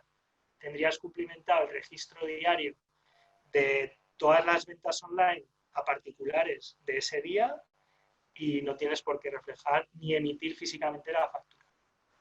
Ese asiento recogería ya las ventas correctamente de acuerdo al reglamento de facturación sin ningún problema, ¿no? Y si en caso de que Hacienda pidiera información de por qué has declarado lo que has declarado, tú con ese libro de registro y ese asiento en el libro de registro podrías justificarlo. Igual te pedía luego el TPV virtual de tu web para confirmar los importes. Pero bueno, no estarías incumpliendo ninguna obligación a nivel de facturación. Vale, gracias, Pedro. Si te parece, te leo lo que nos comenta Gema, que venía en relación a las facturas electrónicas para administraciones públicas. Sí. Y dice, el problema de las facturas o organismos públicos es que si tienes muchas, debes adaptar tu programa para envíos masivos a FACE. Y la mayoría de administraciones públicas están exigiendo facturas electrónicas subidas a su plataforma. Eso sigo o querías comentar. Vale. Eso mismo sucede, como dice, con grandes empresas que obligan a subir las facturas a sus plataformas y es un problema porque cada empresa tiene su modelo XML, EDI y sigue, o sea, sigo, que es largo. Los proveedores de nuestro ERP nos indicaron que parece que la Unión Europea está preparando un XML unificado para toda la zona euro. ¿Sabes si eso es así? Sería un gran alivio para los que trabajamos para empresas fuertes que cada vez digitalizan más sus procesos. Sí que sí que hay en ese sentido líneas de trabajo a nivel europeo para armonizar, no solamente con el tema de facturación electrónica. Lo que pasa que es que esto va siempre más rápido que todo el tema normativo y no se sabe que se está trabajando en esa línea, pero no hay fecha. Así como os he comentado, y llevan años también con el tema de que a partir del 2021 entran en vigor nuevas medidas para el comercio electrónico, de este tema de factura electrónica, de fecha no sé nada. Y sí que es cierto que claro, depende del programa que tengas, pues es más, si tienes mucho volumen con la administración o con grandes empresas que te piden que lo subas a su plataforma y demás, pues lo tienes que hacer manualmente, ¿no? Casi, por así decirlo. Pero bueno, hay programas o soluciones que igual, aunque sean de pago, te compensan para poder gestionar todo este volumen de facturas. No hay otra a día de hoy. Carmen, que le has contestado sobre el tema del libro de registro hace un momento, dice que ella decía, creo que son códigos F1 si está identificado o F1 si no está identificado F2, si se lo puedes aclarar. ¿Cómo? Es que no, lo del F1 no he entendido. Él lo ha puesto tal, creo que son códigos F1 si están identificados o si no están identificados F2. Bueno, pero eso será... pero eso que es en el sí o algo así. No ha puesto de momento nada más, no te puedo dar. Los libros registro te permite Hacienda llevarlos de forma electrónica, pero no en su sede. O sea, igual se está refiriendo ella a los libros electrónicos en la sede de la agencia tributaria cuando estás obligado a declarar. En el libro de registro ha añadido ahora el mensaje. No sé, Carmen, si puedes entrar con el micro, igual lo aclaramos más rápido. Así, sí.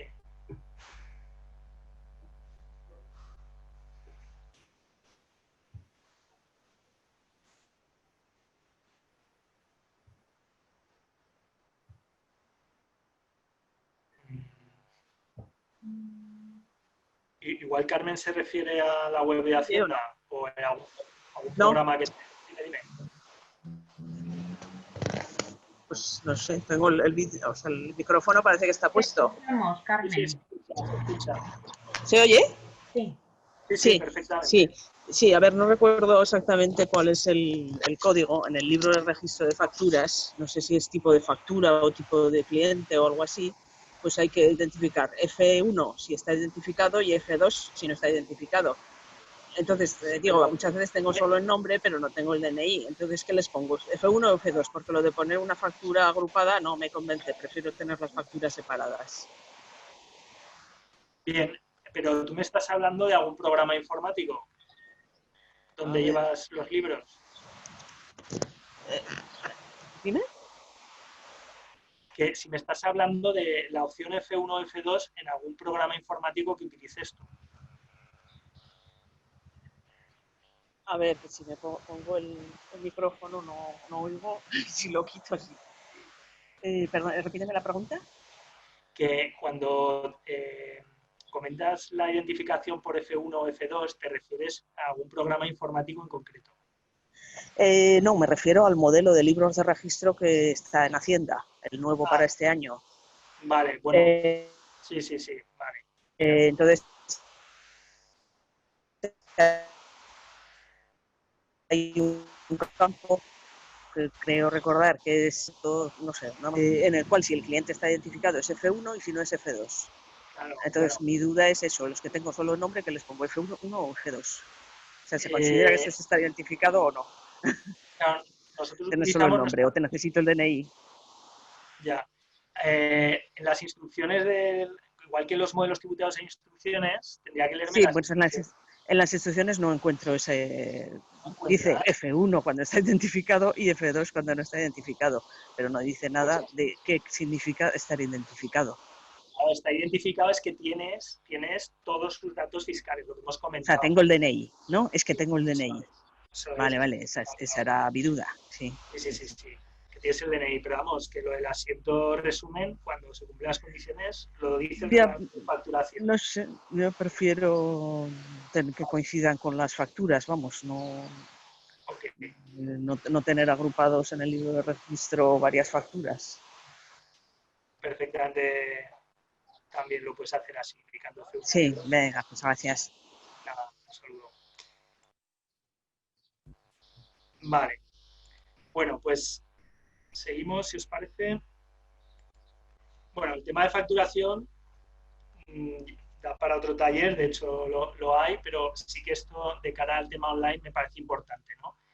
Sobre todo el poder agrupar en asientos diarios determinadas ventas para aquellos que vayáis a tener un e-commerce y veáis inviable pedir toda la información al cliente.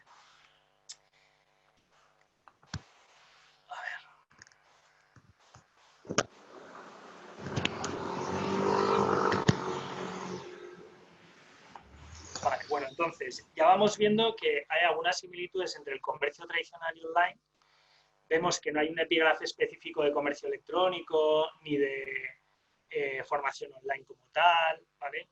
Ahí muchas veces lo que es la tecnología es un canal más en el que nosotros utilizamos o para suministrar el producto o prestar nuestro servicio. En otras ocasiones vamos a ver que la tecnología es fundamental, ¿no? para poder prestar ese servicio, como en el caso de los servicios electrónicos. No se entiende ese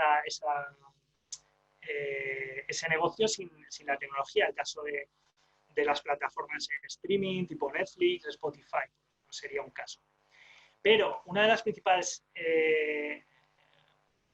causas de toda esta diferenciación fiscal del comercio online, de todos los aspectos de economía digital, es la implicación que tiene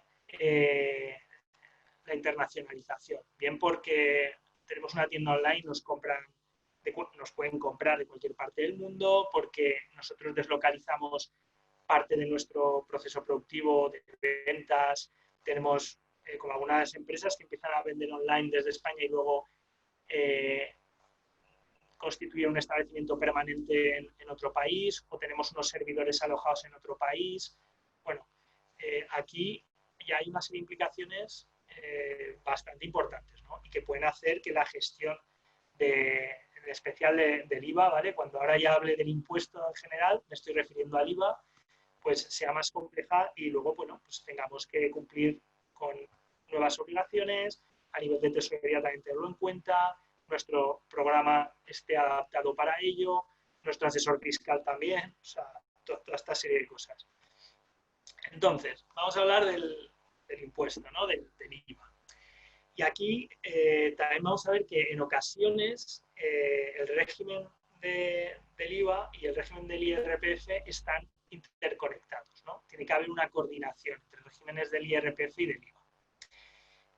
Hay el régimen del IVA general, que es, como su nombre indica, en el que habitualmente una actividad pues, va a tener que tributar, pero también podríamos, en determinadas ocasiones, estar simplificado, pero luego hay uno que sí que os puede tocar a muchos de vosotros de cerca, o que si aplicación obligatoria os puede tocar gestionar y aplicar, que es el régimen especial.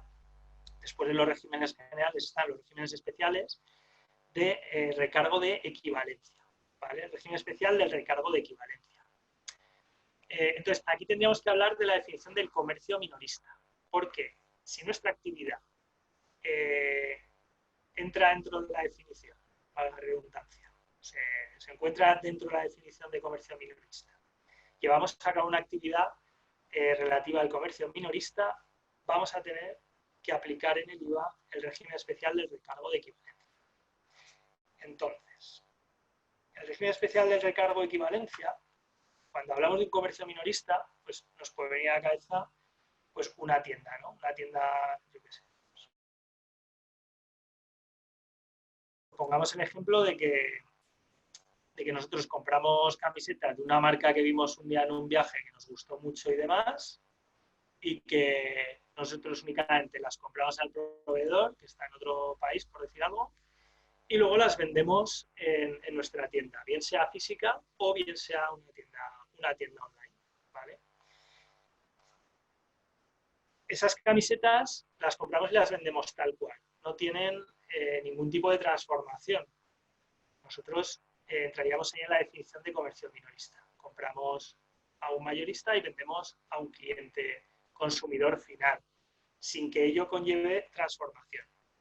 Entonces, aquí os he dejado también el link de la propia página web de la agencia tributaria, que dentro del apartado del régimen especial de recargo equivalencia nos dice a quién se aplica el régimen especial de recargo equivalencia. Entonces, viendo esto, podríamos saber nosotros si en un momento dado vamos a tener que aplicar o no el régimen especial de recargo equivalencia. Y nos dice a los comerciantes minoristas que sean personas físicas o entidades en régimen de atribución de rentas, en el impuesto de rentas personas físicas, es decir, personas físicas autónomos o sociedades civiles. Sociedades mercantiles, no.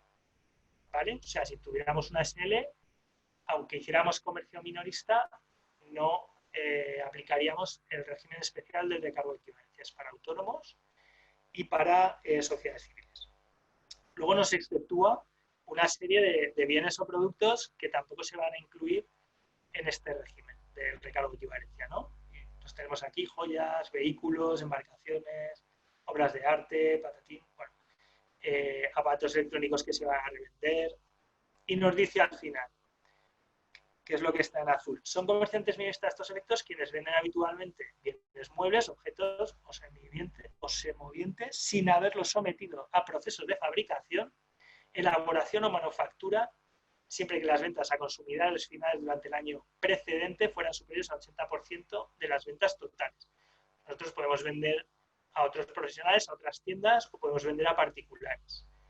Si el año anterior el 80% o más de nuestras ventas son particulares, cumplimos con que no hay ningún tipo de manipulación sustancial que altere las principales características del producto, transformación, pues estaríamos hablando del régimen especial de recargo de equivalencia. Vale. Más cosas.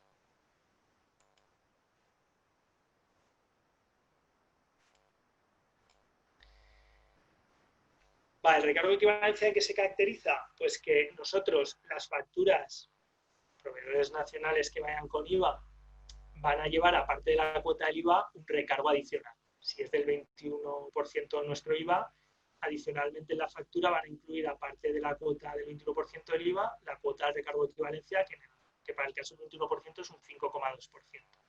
Con lo cual, nosotros, esa camiseta de 20 euros más IVA, pues va a tener el 21% de IVA y 5,2% de recargo. A cambio, lo que nos dejan es que nosotros no vamos a tener que presentar declaraciones de IVA y no vamos a tener que ingresar esa cuota porque no vamos a repercutir IVA. Nosotros vamos directamente al cliente final a facturarle la cuantía total que va incluido y no vamos a tener que gestionar impuestos, no vamos a tener que hacer las declaraciones del IVA trimestrales ni ingresar la cuantía resultante entre la diferencia del repercutido si hubiéramos repercutido y el soportado. Esa es la principal característica de recargo de equivalencia, aparte de que no es necesario emitir factura, a no ser que nos la pida, ¿vale? Luego hay otros regímenes especiales que voy a nombrar, como es el de segunda mano o el de revendedores, que en algún caso concreto podrían darse en vuestros proyectos, pero bueno, de segunda mano a través de todas estas plataformas de compra y venta de tipo Wallapop o Cash Converters, pues si alguno tiene un proyecto de ese tipo, pues le podría aplicar. El de revendedores es para el que compra a un mayorista aparatos electrónicos y vende a empresarios o profesionales u otros revendedores, ¿no? Que también puede recibir facturas y emitirlas sin IVA. Y el régimen especial de bienes usados, el REU, bueno, pues tiene una liquidación del IVA especial, ¿no? También el de actividades turísticas también es otro régimen especial. Bueno, aquí ya que lo tengáis en cuenta, como os he dicho al inicio del taller, que os suenen las implicaciones para poderlas tener en cuenta y preguntar y gestionarlo con vuestro asesor y no pasarlas por alto, ¿no? Pero bueno, si tenéis alguno de vuestros proyectos, como habéis venido preguntando antes con el tema de las facturas electrónicas, alguna cuestión en particular, bien por aquí o por correo me lo decíais, ¿vale?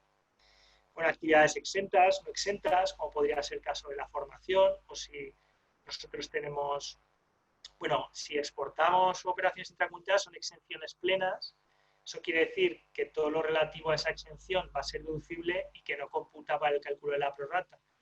Todo el tema de la prorrata también, no voy a entrar a explicarlo, pero que os suene que si facturáis con y sin IVA, podéis entrar en sectores diferenciados y tener que aplicar la prorrata, y eso implica que no podríais deduciros todo el IVA soportado, sino solamente la parte soportada de aquellas actividades no exentas. ¿De acuerdo? Que os suene únicamente eso, porque entrar aquí en más detalle pues no es objeto del webinar ni creo que os interese, la verdad. Pero bueno, lo mismo, si no me preguntáis por privado o como sea. Vale, entonces, aquí hay casos particulares que hay que tener en cuenta. Vamos a hablar ahora de todo lo que son las operaciones intracomunitarias. Y sí que hay un caso particular que también hemos tenido, y además no solo una vez, varias, en el despacho de algunas personas que por estar en recargo de equivalencia o exentas de presentar IVA trimestral porque realizaban exclusivamente operaciones exentas, al entrar el régimen especial de recargo de equivalencia en contacto, por así decirlo, con las operaciones intracomunitarias, resulta que sí que estás obligado a presentar el modelo no periódico del IVA, que es el del 303 y el 309, y esto tiene un efecto fiscal importante, porque solamente puedes reflejar el repercutido y tienes que ingresar la cuota que correspondería a esa operación intracomunitaria que veremos ahora. Sin embargo, al no podértela deducir, el efecto fiscal no es neutro. Y esto sí que tiene una carga impositiva para aquellas personas que están en recargo de equivalencia y además realizan operaciones intracomunitarias. Ahora vamos a ver lo que son operaciones intracomunitarias, ¿vale? Pero que si estáis en recargo de equivalencia y ahora que las vamos a explicar, tenéis algún tipo de operación intracomunitaria, tanto de compra como de venta, que lo tengáis en cuenta porque vais a tener que realizar ingreso de la cuota correspondiente del IVA, ¿vale? Bueno, esto ahora volveremos a esta diapositiva porque creo que es mejor explicar ahora las operaciones intracomunitarias y alguna cosita más de vender fuera de España y volvemos a la anterior diapositiva para resumir. Bueno, cuando, como hemos dicho, empezamos a vender online, o aunque no sea online a través de una página web, pero bueno, nosotros hemos tenido consultas de gente de India, de gente de Suiza, de gente de Bélgica, de Estados Unidos, pues por diferentes motivos, o por contactos, o porque te ven en la web, pero no es un servicio que prestes a través de la web, sino que entran en contacto contigo y son personas de fuera de España. Entonces, todo el tema de la economía digital, la globalización, tecnologías de la información, lo que hacen es que cualquier profesional de cualquier parte del mundo pues, pueda trabajar con otros profesionales o empresas del resto del mundo, como es el caso, ¿no? Entonces, cuando nosotros vendamos fuera de España, vamos a estamos con el impuesto, ¿no? Con el IVA, que diferenciar si nosotros vendemos a otra empresa o nosotros vendemos a un particular, ¿vale? Cuando estemos hablando de operaciones entre empresas, nosotros como empresa o autónomos, empresarios individuales, me da lo mismo y vendamos a otras empresas, hablaremos de operaciones intracomunitarias. Solamente las operaciones intracomunitarias, refiriéndonos a intracomunitarias o entendiendo la definición de intracomunitarias a efectos de IVA, ¿vale? Van a ser entre profesionales o empresas de distintos países de la Unión Europea, territorio de aplicación del VAT, del impuesto del IVA. ¿Sí? Bueno, si vamos aquí en el esquema hacia vendedor, nosotros somos empresa, otra empresa, si es en España, pues ya sabemos que va a ir con IVA, y si es de otro país, si es un país de la Unión Europea, estaremos hablando de una operación intracomunitaria. ¿Veis el cuadrito rojo? Estará sujeta y exenta de IVA, con una serie de requisitos, ¿vale?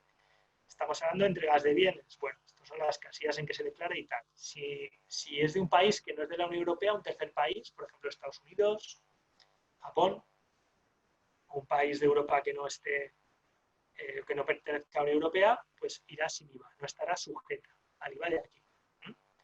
Pues en Canarias, Ceuta y Melilla, sabemos también que tiene su particular régimen. Vale. Cuando hablamos de productos físicos, de bienes, si nosotros vendemos a otra empresa, a otro profesional, estaremos hablando de entregas intracomunitarias de bienes. La factura que nosotros emitamos, que en este caso es obligatorio emitirla porque estamos entre empresas, entre profesionales, tendrá también que cumplir, aunque nosotros emitamos una factura, pues como solemos emitirla para el resto de clientes, con ese formato e información, pues tendrá que cumplir con los requisitos legales del país de destino. Entonces, tendremos que tener en cuenta los datos que nos pide el cliente que figuren en la factura, para que sean acordes a la normativa del país de destino. Tiene exención plena de IVA. Esto quiere decir que genera derecho a deducción. Los gastos relacionados con esa operación intracomunitaria los vamos a poder deducir en nuestra declaración del IVA. Para que sea una entrega comunitaria, estos bienes tienen que mandarse desde España a otro país de la Unión Europea. O sea, tienen que estar sujetos a expedición y transporte. No vale que se lo vendamos a una empresa francesa que luego haga uso de ese bien aquí en España. Necesitaremos, para poder considerar esta operación como intracomunitaria, a efectos de IVA, justificar que la estamos declarando como intracomunitaria. En este caso, bueno, pues el documento de transporte, el CMR, que justifique que esa mercancía ha salido de la frontera española. Y luego esto es muy importante.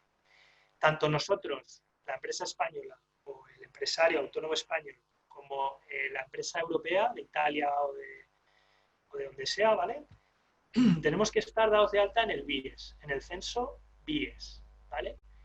Es decir, que estemos registrados en el ROI, en el Registro de Operadores Intracomunitarios.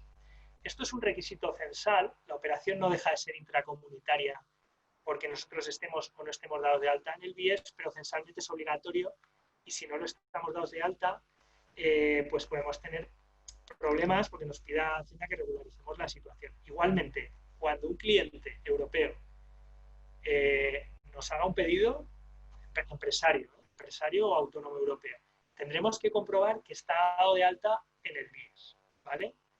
Bien porque él nos lo confirme con su declaración censal, su número intracomunitario de operador de IVA, lo que sea, o porque nosotros, como os voy a enseñar ahora, lo podamos comprobar en la propia página web de la agencia tributaria.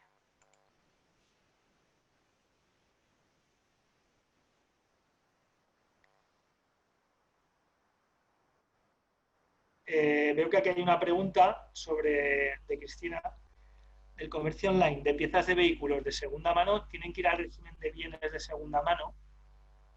El régimen especial de bienes usados, el REBU, así como el de recargo de equivalencia, es de aplicación obligatoria, es decir, si llevas a cabo una actividad minorista, tienes obligación de estar en el recargo de equivalencia. El régimen especial de bienes usados es voluntario, igual que el de actividades turísticas. Es opcional. Puedes aplicarlo o puedes no aplicarlo, en función de lo que te interese, ¿vale? Pasa que una vez que optes por él, durante un tiempo vas a tener que permanecer en ese régimen. Creo que tienes que comunicar que ya vas a dejar de declarar ese régimen en diciembre del año anterior al cambio o algo así. Ahora mismo no te sé decir seguro, pero el REBU es voluntario, no es de aplicación obligatoria, con lo cual podría vender las piezas usadas sin tener que tributar en el IVA en el REBU, ¿vale? Vale, entonces, ¿cómo comprobar si una empresa está de alta nosotros mismos? Por eso de comprobar censalmente si estamos de alta en el ROI, en el BIES o no. Bueno, pues iríamos a Google, pondríamos AEAT, la web de la agencia tributaria BIES, y ya el primer link nos va a salir aquí un apartado de la sede electrónica de la agencia tributaria, donde nosotros vamos a poder con nuestro certificado electrónico comprobar si una empresa está de alta como operador intracomunitario o no. Si está de alta como operador intracomunitario, adelante, ¿no? Entonces, tenemos la opción de comprobar que una empresa española podríamos ser nosotros, o por lo que nos interesa saber si hay alguna otra empresa, pues yo qué sé, española que está de alta en el ROI, pues vamos para que veáis a hacerla a probar, que es muy sencillo, y la diferencia que hay para cuando queremos en este apartado comprobar si ese cliente europeo está de alta en el ROI. Únicamente aquí, en el caso de los españoles, nos pide que pongamos el CIF. He cogido el del Corte Inglés, de ejemplo, ¿vale? Que es este que está aquí, y le damos a enviar. Como ya está logueado con mi certificado electrónico, nos va a dar un reporte. a esa solicitud, a esa consulta. Y nos dice que a fecha de hoy, 26 del 5, el Corte Inglés, con este CIF, consta como un operador intracomunitario en España. Vale, si queremos imprimir la respuesta y guardárnosla, lo archivaríamos en la carpeta de nuestro cliente y estaríamos tranquilos de que este cliente, en este caso español, está dado de alta en el ROI. Para clientes que no son, o proveedores, me da igual, podemos comprobar, por ejemplo, el caso de Google, que muchas de vosotras seguro que recibís facturas de Google, ¿no? Si tenéis correctamente configurado vuestro perfil de Google porque tenéis alojado ahí el almacenamiento en la nube o porque tenéis ahí el correo o lo que sea, pues iríamos aquí, consultar operadores intracomunitarios españoles y esa factura veréis que va a ir sin IVA. Va a tener una coletilla, ahora veremos también lo de la factura. Bueno, aquí sería nuestro NIF del Exinte, que somos los que lo pedimos, pondríamos aquí nuestro NIF, código del país, pues Google Ireland Limited, es IE, Irlanda, iríamos al país Irlanda y aquí sin el IE pondríamos el número de operador intracomunitario de IVA. Le daríamos a enviar y nos dice, la agencia tributaria certifica que a esta fecha como operador intracomunitario en Holanda, ¿vale? Y esto nosotros lo solemos guardar, pues si luego hay cualquier revisión de la agencia tributaria, ha perdido ese cliente más adelante su condición de operador intracomunitario o lo que sea, pues nos puede venir bien tener guardado ese reporte, ¿no? Tenemos una pregunta de María. Estoy viendo a la chat. Sí. Vale. A ver, en las pequeñas ventas online de exportaciones, ¿cómo está controlado el pago del IVA por parte del importador? ¿Sobre quién recae la responsabilidad del pago del IVA? El exportador, ¿qué tiene que cumplir? Bueno, mañana vamos a ver más a fondo lo de las exportaciones, pero como lo hemos anticipado aquí antes, la exportación, si tú vendes a un tercer país, nosotros, en el caso de una clienta que teníamos que vendía jardines colgantes a Estados Unidos, sobre todo. La factura que ella emite de aquí España a Estados Unidos va sin IVA. Eso no quiere decir, y eso hay que avisarlo en los términos y condiciones, si vendéis a través de algún marketplace, plataforma, lo suelen indicar también, que en Estados Unidos, y habrá que explicar el caso contrario, ¿vale? En Estados Unidos tengan que liquidar e ingresar el IVA a la importación, ¿vale? Aparte de que pudiera haber otros aranceles, que también mañana hablaremos de lo que son los aranceles. Igualmente, cuando nosotros importamos a partir de 22 euros aquí en España, a partir de 22 euros lo que importas de China en realidad está sujeto al IVA a la importación. Es decir, cuando llega aquí a la aduana española, igual nosotros no nos enteramos porque está incluido en el precio, lo gestiona el transitario. Cuando es AliExpress ya también lo veremos, pues funciona de otra forma, pero se liquida el IVA a la importación, ¿vale? Se paga en la aduana. Y si hubiera aranceles, lo mismo. ¿De acuerdo? De todas formas, mañana en esto insistiré con más calma. Vale, entonces, comprobaríamos que estamos unos y otros en el BIES. Entonces, esa factura podría ir sin IVA, ¿no? Yo facturo al cliente francés y la factura iría sin IVA, exenta de IVA, sujeta y exenta. Y en esa exención, siempre que emitáis una factura exenta, hay que indicar la causa de la exención. En este caso, la coletilla, la podéis ver en las facturas de Google, ya os la dejaré también por escrito si alguno está interesado, aunque también os enseñaré dónde la podéis ver, en la propia página web de Hacienda. Pues es importante para que la factura esté exenta que aparezca la causa de la exención. Hay que reflejar el artículo de la ley de IVA, el artículo 21 o lo que sea, que delimita que esa actividad está exenta, o en el caso de una operación intracomunitaria, la directiva europea que lo establece. Bueno, si vendiéramos a un particular, si es en España, pues ya sabemos que aquí todo en España va con IVA, y si el particular, y ahora estamos vendiendo a particulares, no a empresarios, con lo cual no son operaciones intracomunitarias, ¿de acuerdo? Pero estamos vendiendo productos físicos, bienes, a particulares de otro país de la Unión Europea, en principio, y veis aquí el signo de exclamación rojo, que es una llamada que nos va a llevar a explicar otro régimen especial de IVA, que ya veis que aquí hay más regímenes que para qué. Bueno, pues en principio le vamos a aplicar el IVA español. Aunque el cliente sea francés, sea italiano, nosotros le vamos a aplicar el IVA español. Luego veremos la excepción, ¿no? Cuando no se le aplica el IVA español. Si es de Canarias, Ceuta y Melilla o de un país tercero, que no es de la Unión Europea, pues irá sin IVA. ¿De acuerdo? Entonces, cuando vendemos a un particular de otro país de la Unión Europea,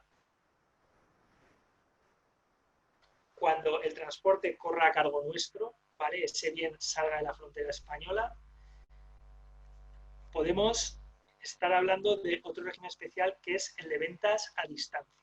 Es decir, a partir de un determinado importe que nosotros hagamos no al mismo comprador, sino al mismo país de ese comprador, superemos unos límites, pasaremos de facturar esa venta particular con el IVA español y tendremos que empezar a facturar con el IVA del país de destino del comprador y además ingresar ese IVA en la hacienda del país de destino. O sea, imaginaros el lío que es que nosotros tengamos desde nuestra página web muchas ventas a clientes de nuestras camisetas o zapatillas a clientes de Alemania y que a partir de un determinado importe de euros vamos a tener que dejar de facturarles con el IVA español y vamos a tener que seguir nosotros con nuestras obligaciones fiscales aquí en España y declarando nuestras ventas, pero además vamos a tener que empezar a ingresar, a facturar con el IVA alemán y a ingresar ese IVA alemán en Alemania. Esto es así, ¿no? Entonces, cuando en el año precedente no se han superado ciertos umbrales, le vamos a aplicar el IVA del Estado de origen de España, ¿no? Pero si este año, 2020, de repente superamos un determinado umbral, que ahora veremos cuál es, y los cambios que va a haber en 2021, empezaríamos a aplicar, pues en el caso del ejemplo, el IVA alemán. Si en el año en curso se supera ese umbral, no se modifica la localización de las entregas anteriores, es decir, empezaríamos a facturar con el IVA alemán a partir de superar ese límite, para esa venta primera tras haber superado el límite. Las anteriores ventas quedarían facturadas con el IVA español y no tendríamos que modificar nada. ¿Vale? A no ser que optemos por lo contrario. También voluntariamente, nosotros desde la primera venta en Alemania, pues si vendiéramos muchísimo a Alemania y ya sabemos que vamos a vender muchísimo, pues ya desde el minuto 1 lo vamos a facturar todo con el IVA alemán y ingresarlo ahí, porque nos interesa. Pues bueno, pues ya está, ¿no? Y cuando sobrepase ese límite, pues serán las entregas de ese año y también nos condiciona a que todo el año siguiente, independientemente de las ventas que tuviéramos, ya las tengamos que facturar con el IVA alemán e ingresar en Alemania. Entonces, cada Estado miembro en Europa, porque esto es una fiesta y aquí cada país hace un poco lo que le da la gana, con el tipo de IVA, con los límites de este régimen especial de ventas a distancia, pues bueno, establece un umbral distinto. En España, para la gente que vende a clientes particulares en España, pues ese límite a día de hoy, porque todo esto va a cambiar a partir de 1 de enero del año que viene, esto lo repasaremos mañana, es 35.000 euros. Aquí tenéis la tabla del resto de países. Alemania 100.000, ¿no? Austria 35.000, hay algunos pues más bajitos, 24.000 Letonia.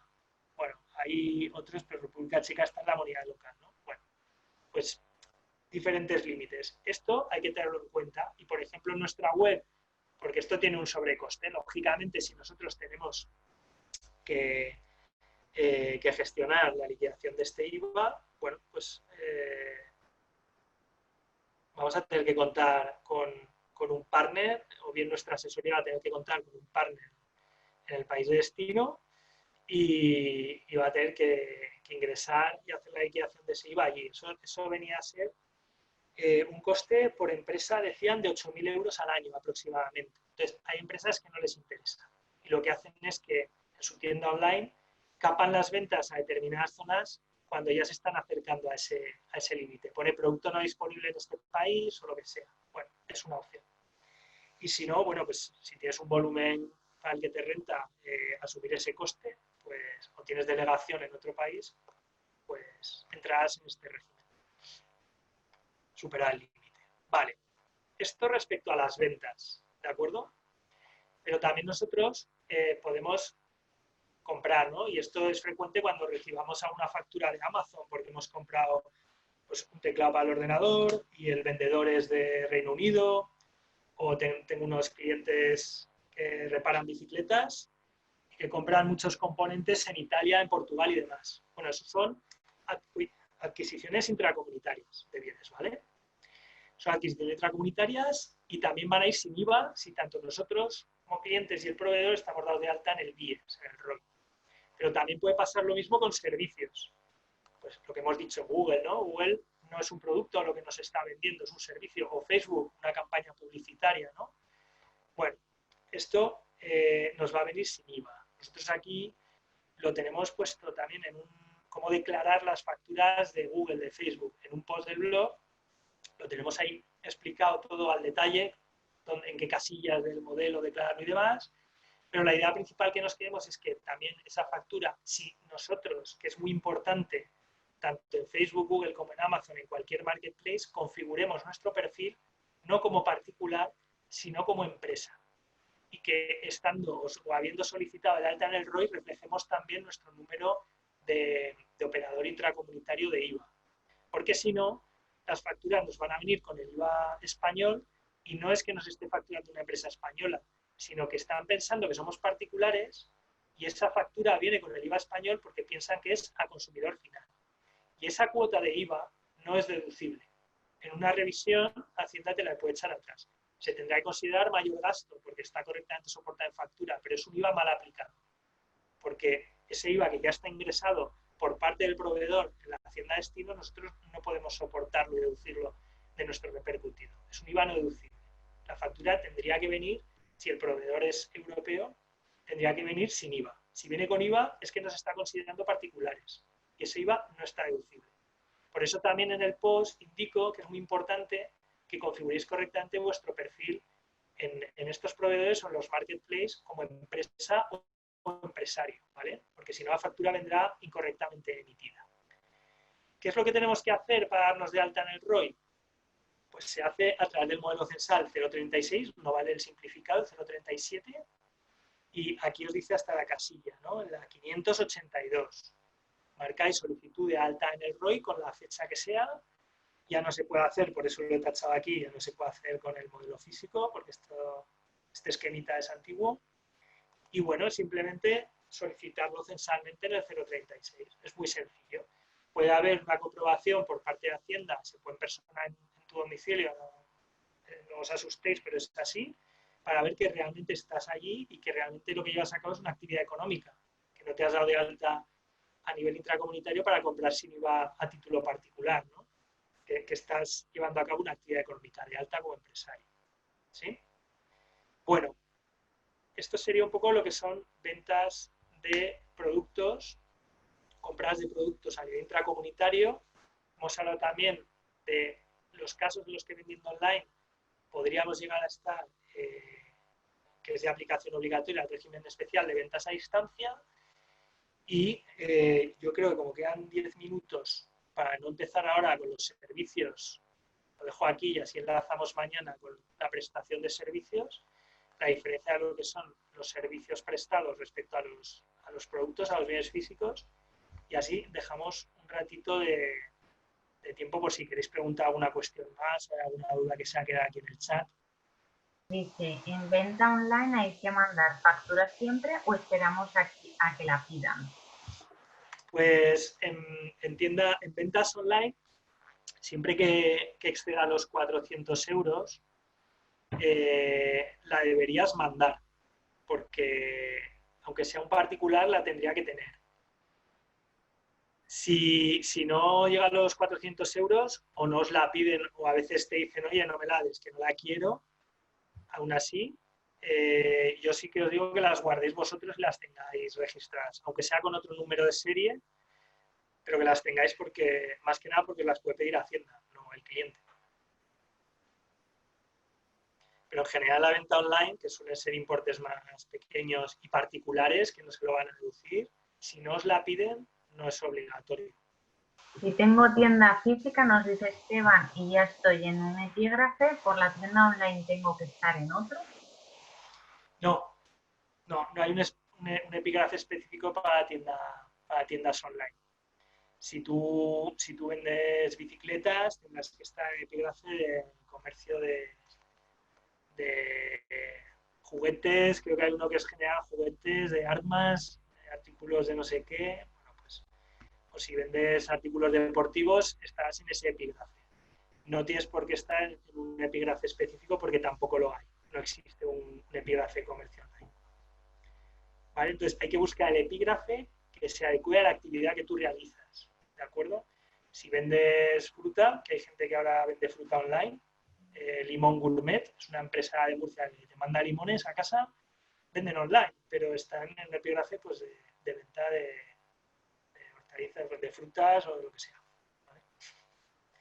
Así que, nada, eso es una de las cosas también típicas y las dudas frecuentes. No hay que estar en un epígrafe específico.